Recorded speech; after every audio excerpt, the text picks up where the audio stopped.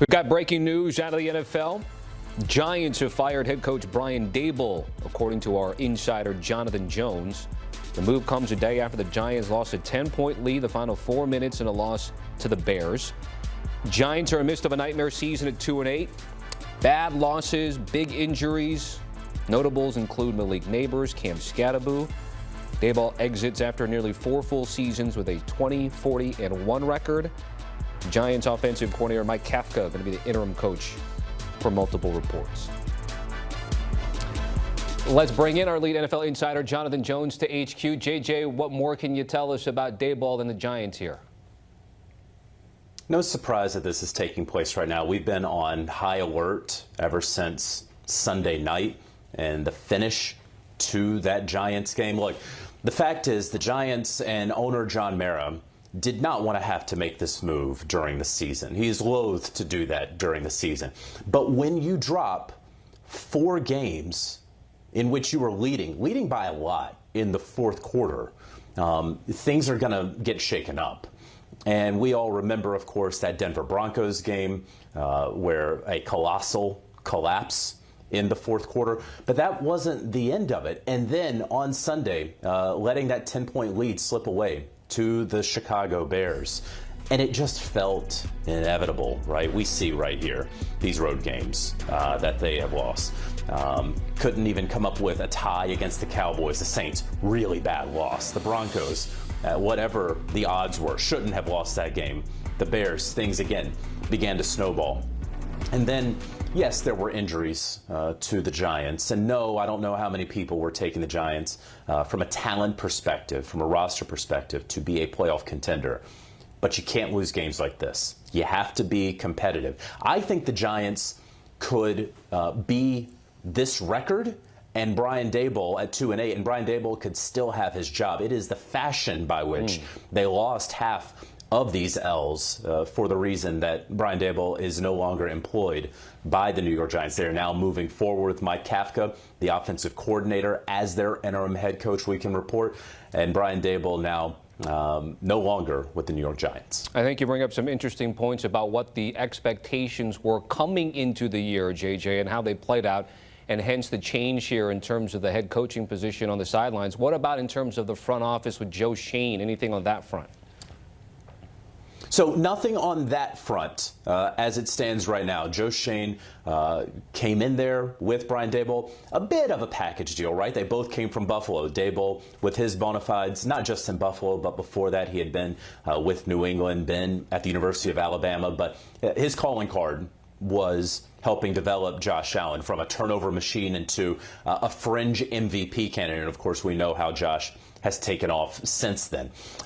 Joe Schoen had come up through the ranks with the Miami Dolphins and obviously had spent time there in Buffalo for some time. And he was next up, right? He was one of the next GMs on everyone's list. And so things have been tough sledding for the Giants. But at this point, post-trade deadline, there's a lot of teams. This isn't just about the Giants. A lot of teams would not make a move on a GM right now. A lot of times GMs have longer leashes than head coaches. You can point to their direct impact on wins and losses as being part of the reason. You can also point, in general, I'm speaking, to their relationship with ownership. A lot of times GMs talk more with ownership than head coaches do.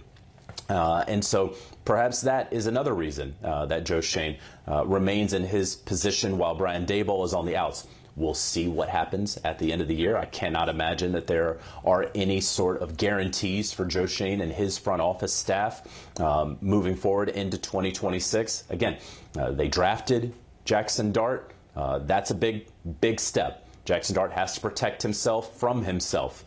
4 times this season he has been in concussion protocol, but certainly evaluated for a concussion, but certainly a change needed to be made at the head coach position, and one was done. Getting back to the head coaching position specifically, again, Mike Kafka going to be taken over in the interim. JJ, perhaps this could be an audition for him for the gig, but in general, sometimes we see teams go in an opposite direction. If they fire an offensive head coach, they bring in a defensive guy, but you brought up Jackson Dart, so you have a young quarterback there to begin with. Do we have a sense of what type of head coach long-term the Giants might be looking for here? Well, first, let's talk about Mike Kafka, who a couple of years ago, the Seattle Seahawks wanted to interview Mike Kafka to be their play-calling offensive coordinator. When Mike McDonald got the job, he tried to interview Mike Kafka. Giants blocked it. It was a lateral move, even though he would be calling plays there. Sometimes called plays, sometimes didn't, always was murky. And Brian Daboll never really said so in press conferences. But this is now an opportunity for Mike Kafka, who has had a number of head coach interviews.